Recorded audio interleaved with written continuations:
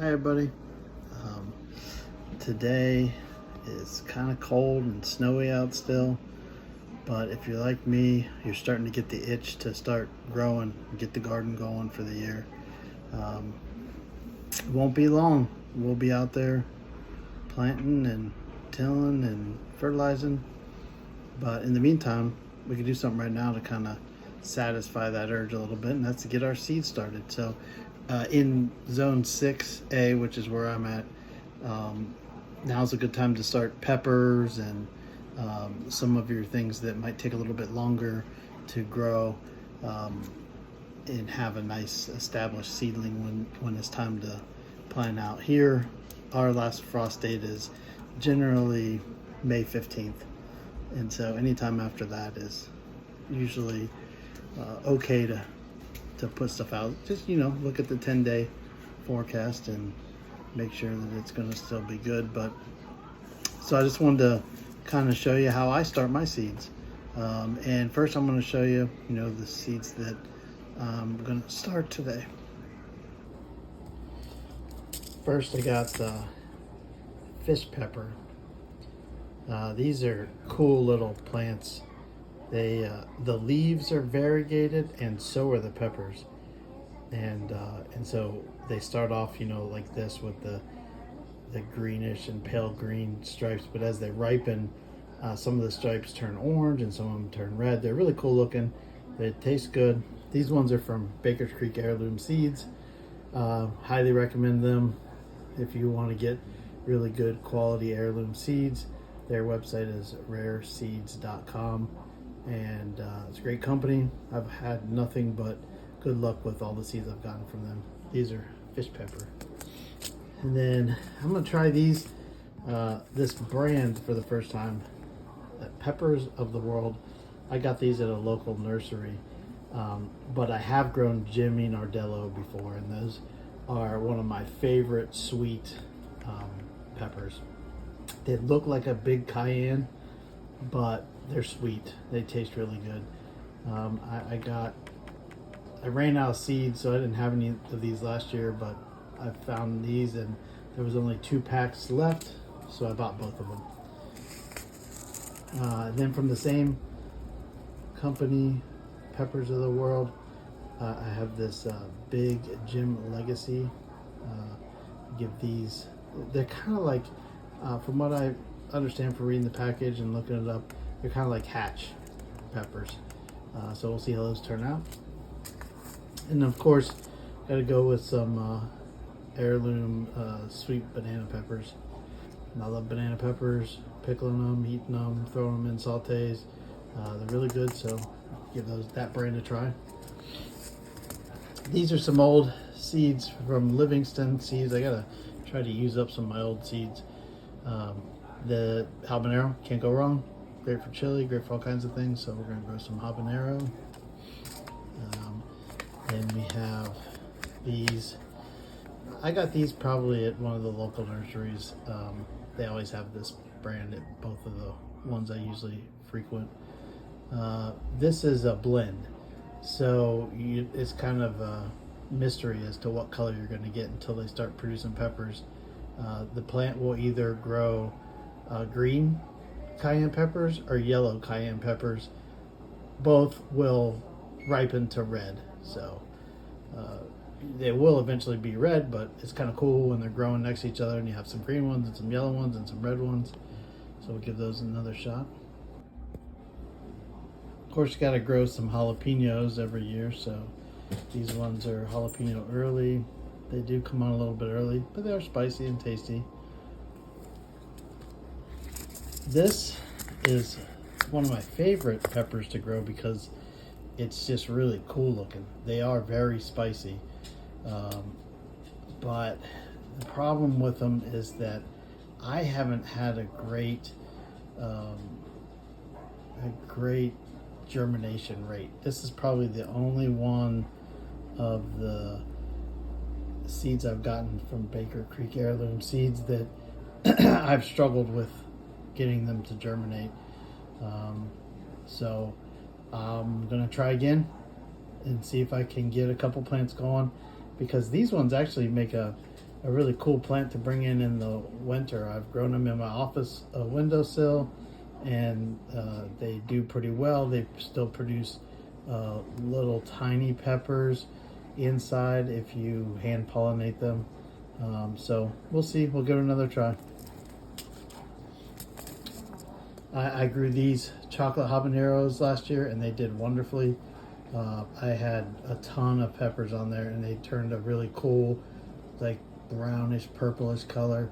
Really good flavor. So obviously, gotta do it again. These ones are Black Hungarian, and they just have a really cool flavor. They look really cool, and anytime that you have some purple or blue, you know there's a bunch of antioxidants. So gotta grow these purple and blue and black colored fruits and vegetables. We got Anaheim chili. I just really like Anaheim chilies. I mean, for doing all kinds of things with them, you know, you can grill them up, and they have a good flavor when you get them nice and charred. You can put them in sautés, you can put them in chilies, you can stuff them, you can do all kinds of things with them. I highly recommend Anaheim chilies. Got some Cubanelles. I really like Cubanelles. Really mild flavor, but hardy pepper. They grow a lot on a plant if you fertilize it right. And then we're getting to the end of our spicy peppers. These aren't that spicy. They're pepperoncinis, and you can't go wrong with that. You can make, you know, pickled peppers for pizzas and different things out of them. Just really great. They do good for me every year. So I try to at least have a couple of plants of this every year. I'm only going to grow a couple of bell type peppers. These big dippers. You know, I didn't really get any half-pound fruits the last time, so we'll see if we can do better this year. And then I have these. These were a gift given to me from a neighbor with a whole set of seeds. And California Wonder. I did pretty well with these last year. I tend to do better with mini bells. I don't have any seeds of mini bells right now, so I'm either going to have to go get some seeds here in the next couple days, or just buy starts for the mini bells. For bell peppers, those do better for me here where I'm at. With these bell peppers, the big bells, I don't tend to get very many peppers on the plant before the season starts to terminate them. So the mini bells and the Jimmy Nardellos, they produce a lot more peppers for me.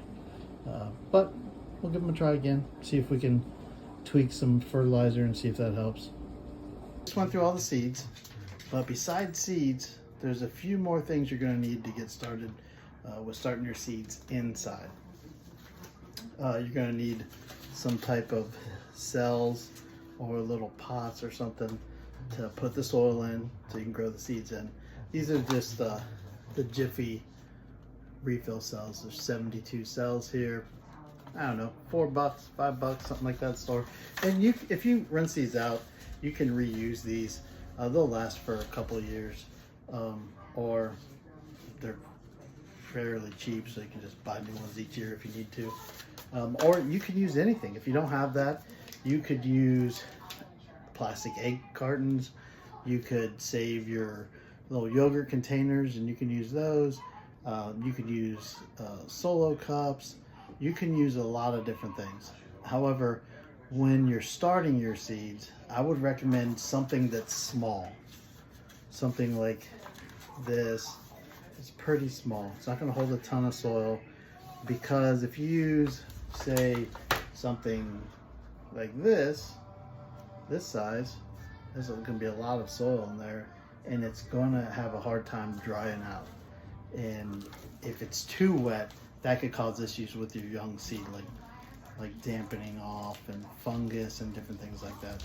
So I recommend smaller, the better to get started. And then something else you're gonna need, or that I use, I guess you don't necessarily need this specific thing, but you need some way to put them, some tray or something to put your little seedlings in. And I have this one. This one is really rigid and it's thick. I got it at a local hydroponics store. You can buy a version of these at Walmart or any plant nursery, Home Depot, Lowe's, those type of stores would have a thinner version of this, and those work fine. I just recommend that when you are looking at those in the store, hold them up to the light and look in the corners to make sure there's no holes in the plastic. These ones are too thick for that, but I only have 2 of these. These were $5.50 or $6 a piece, but these will last for years. And one of the reasons that I want to use these is this whole pack of 4 that is total of 72 will fit in here, and then it'll hold the water. The water won't be able to drip out onto my plant growing rack, which I'll show you in another video so you can see how I have that set up. I have probably 10 or 12 of the ones that you buy at your local nursery or Walmart or a lot of these other stores. Jiffy usually has a set that comes with the cells and a dome similar to this one. And this is another thing that is very helpful when you're getting your seedlings going, because it traps in the moisture. It makes a little mini greenhouse for your seeds and to get started. So that's a couple of things. You need some type of something to keep your water from dripping everywhere and to contain your cells or your little cups or whatever you're using to grow in. I mean, if you drink water out of water bottles, you could even cut those low and use those. But I mean, there's just tons of options. Whatever you're going to use, you're going to need something to put them in. And you could use one of those foil turkey pans that you get pretty cheaply at any grocery store. So anything that doesn't have holes in it and is going to hold the water is good for that. A dome, or if you don't have a dome or you don't have a way to go get a dome, you have plastic wrap, and you can use plastic wrap to just cover the containers you have completely, so it makes a little mini greenhouse. Something else that's going to be useful is tags. These are just, shaped like that. I got these on Amazon. They were there's 300 of them. I don't remember how much it was. It wasn't very much, but they actually came with a marker, so you're going to need some type of a marker, permanent marker, something to write the names of your plants on there so you can remember. When you're growing peppers, they're all going to look exactly the same when they first start growing. So you need to label them, or else you're not going to remember. Like, I think I have 14 different varieties of peppers here, and if I don't label them, there's no way I'm going to remember what they were. So instead of writing it on there, because my handwriting is horrible and I might not be able to read it if I do that, I'm going to use this this little Nelco thermal label maker. That way I'll definitely be able to read it. And I'll show you what that looks like once we get there. Something else that I find to be very useful is, and it's probably the cheapest thing that I got for plant and seeds over the years. I've tried a bunch of different things, and the thing that I have found that works the best for me is just a chopstick. Just a free chopstick that you get with your food. And so then I use that to make a little hole in the soil to drop my seeds in, and then to kind of cover them up a little bit. But you'll see that as I get to that point. But something to keep in mind, you could use a pencil too, even, or just anything that is kind of pointed and you don't mind it getting dirty. Something that you don't necessarily have to have, but is going to help to speed up your germination, especially with a lot of different seeds, is a heat mat. So this came with 2 heat mats that are 10 by 20, which is the perfect size to fit one of these trays on there. See, it fits on there perfectly. It's going to heat your soil up to, you know, between 75 and 80 degrees or so, and that's going to be perfect for most seeds. Most seeds want some more warmth to germinate, and so do you have to have a heat mat or 2? No. I have done it for years without a heat mat, and what I did is you can put them on top of your refrigerator. For me, that's not convenient because unfortunately my refrigerator is covered in bowls and protein powders and all kinds of other things that don't fit in the cabinets. But you could use that because the top of your fridge is a little warm. And but any place in your home that's a little bit warm would be perfect to set your seeds to get them to germinate. I used to have a place in my old house where it just was warmer. It was an interior wall that had the ductwork going up to the 2nd floor, and it was just warmer in that spot. So I would put the seeds up against that wall, and it was just enough heat for them to germinate quicker. We're gonna see if we can get a little faster germination, and I'm hoping it helps with those red mushroom pepper seeds. So we're gonna try to use the 2 mats, see if we get them germinate faster. Besides the seeds themselves, one of the most important things you're going to need is some type of medium to grow it in. I'm going to use Fox Farm potting soil. I like this brand. It has some really good stuff. It's got some earthworm castings in here, and it's got some bat guano and some mycorrhiza fungi. So it has some different things in here that's going to help the seedlings once they start to get their true leaves. But I wouldn't recommend this if you're a beginner gardener, you're just starting to do your seeds indoors for the first time. And the reason that I wouldn't recommend that is because that is going to have a little bit more organic matter, and it's going to have actual soil in it. And until you become experienced at maintaining the proper amount of moisture, then it can cause problems. It can cause, you know, some fungal problems and different things because you might get it too wet for too long. If this is your first year, you're just getting started, I would recommend a sterile seed starting mix. Jiffy has one. A lot of people have them.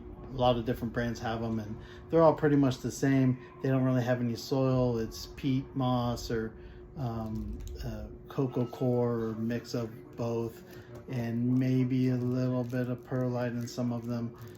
But it's pretty easy because it dries out really well, and it doesn't hold on to a ton of moisture for long.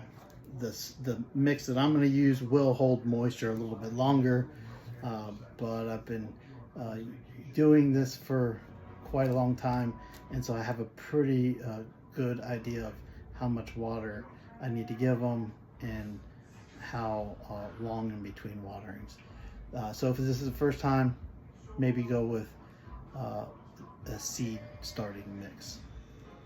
And something else that's going to be helpful is some type of a large container, because we're going to need to put our either seed starting mix if you're using the seed starting mix, or the potting soil into the container, and we're going to need to add some water and pre-moisten it. I have found that it is much easier to get the seeds going and to get the soil mix into the cells if it's pre-moistened.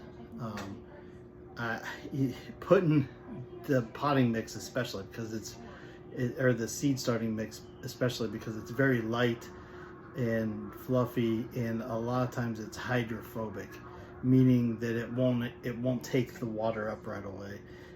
I have made the mistake in years past of putting that directly in the cells and then trying to water it, or put the seed in there and water it, and then the soil mix and the water and everything just goes everywhere. It doesn't really work that well. So make sure to pre-moisten it first. I'm gonna use this giant stainless steel bowl today because my potting tray, like I had a potting tray that's designed for this, cracked, and the new one won't be here for a little while. So today we're gonna start it in here. So you're gonna need some water. I recommend warm, maybe even a little hot. I have found that the potting mix or the seed starting mix accepts the water better when it's warm. Don't know why. I never looked into the science of it, but that's just been my experience. If I try to use cool or cold water, it seems like I have to mix it a lot longer before it starts to absorb it. But if I use warm or hot water, then it seems to absorb it really quickly. So I poured some of that bag into here, and this is what it looks like. It's pretty dry. There's hardly any moisture in it at all, which is fine. You don't really want a bag of soaking wet potting soil. It'd be difficult to carry around, make a mess. Just pour your water in here, and I might need a couple of these. We'll pour one in here first and mix it around, see if we need some more. So you just pour it in there, and then stir it around. And even though this is warm, it doesn't absorb it right away. You gotta kind of move it around and get it all through there. We're definitely gonna need another 1 or 2 cups. So I'll put another whole one of these in here with hot water. And here's a tip for you as well. Don't put all of your soil in here at first, in case you do like what I just did and put too much water in there. So that way you can add a little bit more soil in there and absorb some of it. My dogs are really confused right now because I got them a new scoop for their dog food, and this is the old one, and they haven't realized it. And so they see me with this and doing something, and they're both pacing around like, are we getting fed? Are we getting fed? You might even hear Lucky start making noise and talking over there because she thinks if I got this scoop, she's getting food. But this scoop has been retired, is now a garden implement. Okay, so this is about all mixed up, and you're not looking for something that's super wet, and you're not looking for anything that's too dry. So like when you pick it up and squeeze it, it shouldn't be dripping a ton of water. Just a few drops if you really squeeze it, and then that's about the right moisture level. So I'm going to clean this up a little bit, and then I'll be right back with you. Okay, normally I would do this in my potting tray. It's like a big plastic thing that you have the soil in there, and then you can put your cells or your little pot directly in there and just fill it in. But we're gonna just use this to catch any of the soil, this tray here, and then we'll do one at a time and transfer them over. So just, as you can imagine, you just want to fill them up.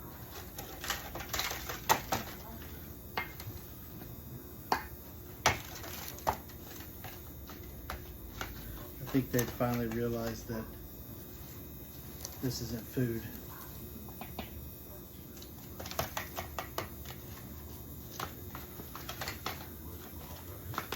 You want to get it in there. You don't want to pack it too tight because the young seedlings are going to have delicate roots, and if you pack it too tight, they won't be able to grow through it. But at the same time, you do want it to be firm so that it can pull up the moisture. See, once these seeds get started, I'm not going to water from the top. I'm going to pour the water in the tray and let them absorb it from the bottom. I feel like that's the best way to go about it. So just kind of firm it in there so that the soil goes down, because at the bottom of these trays there's holes. I don't know if you can see that. And so the soil needs to come in contact with the bottom of the tray. So just firm it in there. Yep, you're gonna get your fingers dirty.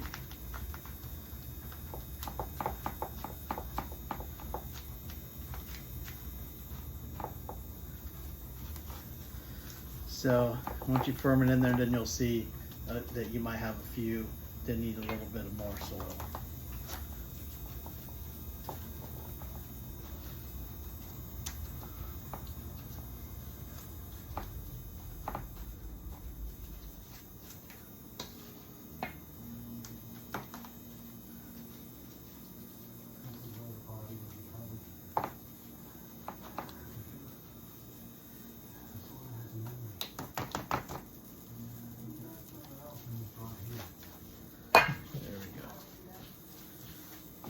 So that's it. You just get them, you know, topped off. It's already moist. You don't need extra room for water because you don't need to water them. I'm gonna put that over there, and I will come back when I have the other 3 full. All right, I'm back. I have this all filled in here with the pre-moistened potting soil. I was looking for something else, and I ran across the bag I forgot I purchased last year and didn't use. But this is an example of the seed starter. This one's by Espoma, very good brand. I like all their fertilizers and products. I've had good success with them. But this is the seed starting mix that I talked about earlier. So you could use this brand or Jiffy or other brands, but if you don't want to take the chance with potting soil, if you're just getting started, use this.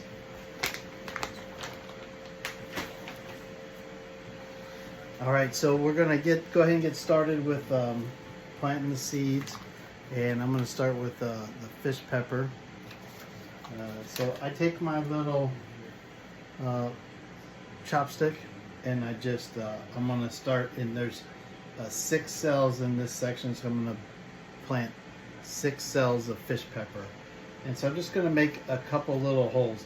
They don't have to be very deep because pepper seeds are pretty small, and you really don't want to cover them up very much.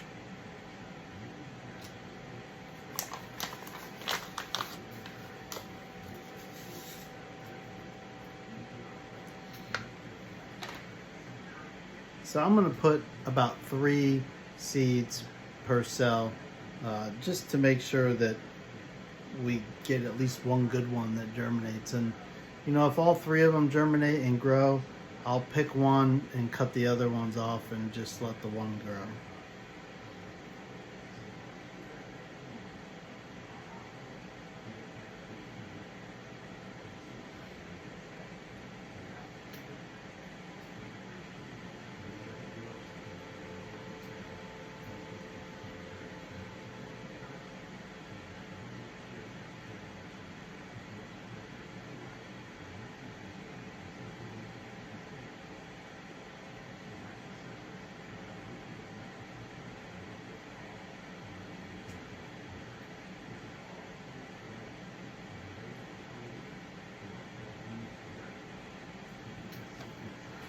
Put the rest of them back in here. Let's set that one aside. Now I did already use this Nelco label printer to make labels for all of the varieties I'm planting today. So let's find the fish pepper.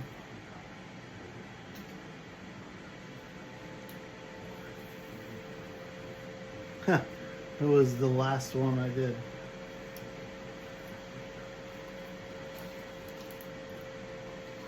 So we'll put that on our little steak here.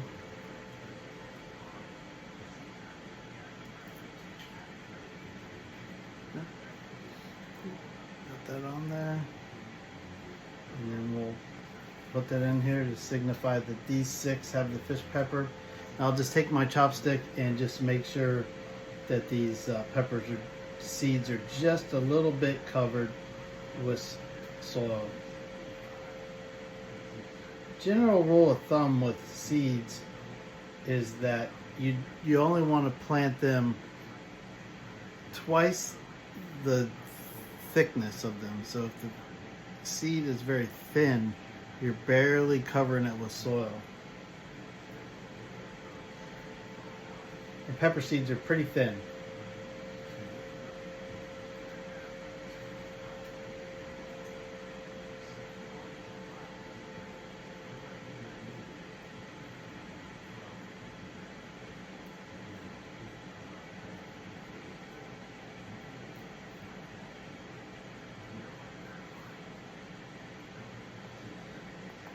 So there you go. The first 6 are planted. So something I forgot to mention earlier, you will need a spray bottle. Just any kind of spray bottle. This one happens to be from Lowe's.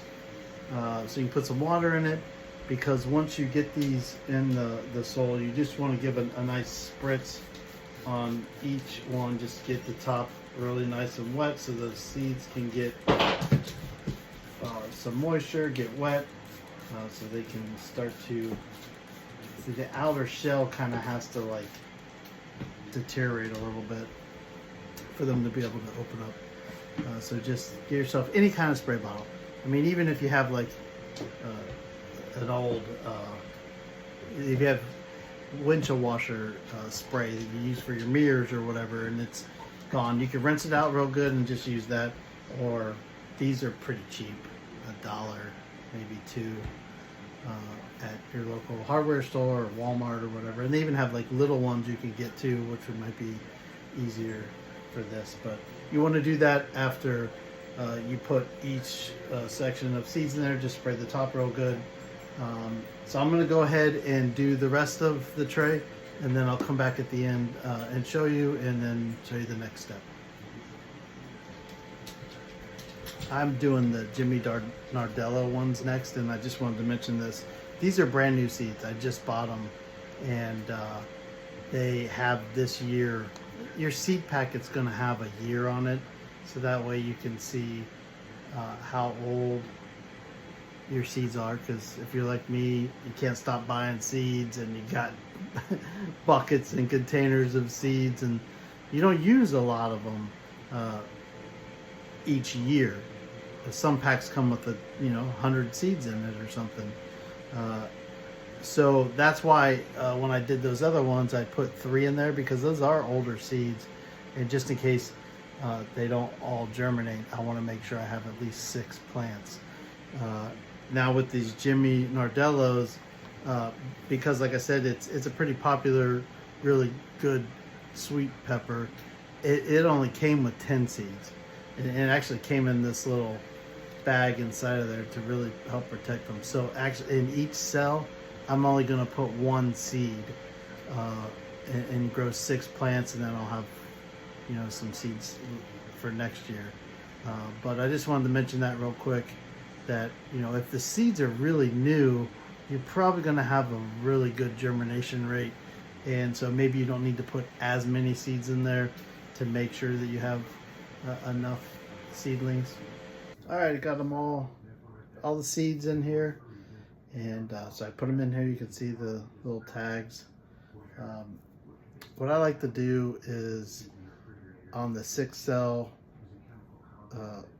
cells, I put the tag when I'm looking at it to the right, and so that way I know every cell in this section of 6 is whatever that tag is. And if I only did 3, obviously it gets its own row. But if it's only 1 tag in the cell of a 6 pack, then I know that everything in that 6-pack is that tag, if that makes sense. So, I've put them all in there, sprayed them. I'll give them one more good spray. Make sure that the top is nice and damp so those seeds can get damp. They really need the dampness to be able to sprout. So one last spray.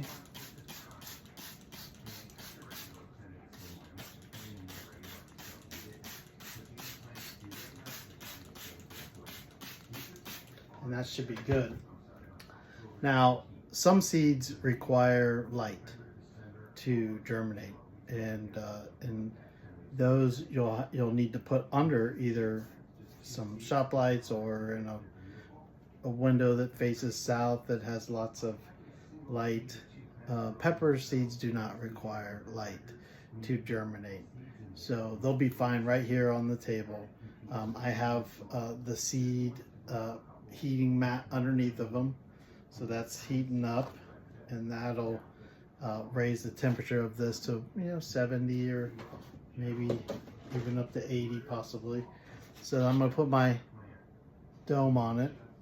This dome has little vent covers at each end, so if there was too much humidity in there, I could turn that and let some out.